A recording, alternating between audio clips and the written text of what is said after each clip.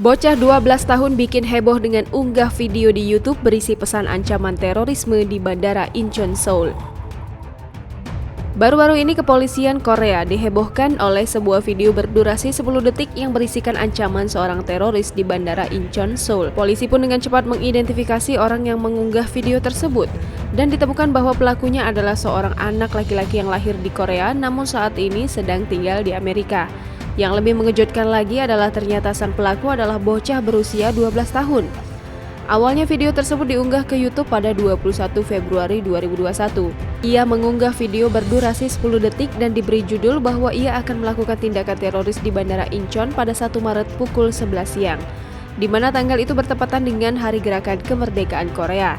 Tak lama kemudian judul video tersebut diubah menjadi alasan mengapa saya menyukai serangan teroris 11 September. Video tersebut berisi foto dan frasa untuk tidak mengkritik ulah Osama bin Laden yang merupakan pimpinan Al-Qaeda. Ia merupakan teroris yang memimpin gerakan 11 September di Twin Tower, New York. Polisi pun melakukan penyelidikan dengan bekerja sama dengan Google yang mengoperasikan YouTube.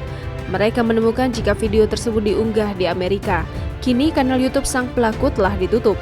Pihak berwajib Korea telah mempertimbangkan untuk menuntut bocah tersebut lantaran melanggar keamanan penerbangan. Polisi juga sedang berdiskusi dengan pihak keamanan Amerika untuk membawa bocah tersebut ke Korea. Meskipun penyerangan teroris ini kemungkinan tidak akan terjadi, namun polisi tetap waspada dan keamanan Bandara Incheon, Seoul ditingkatkan.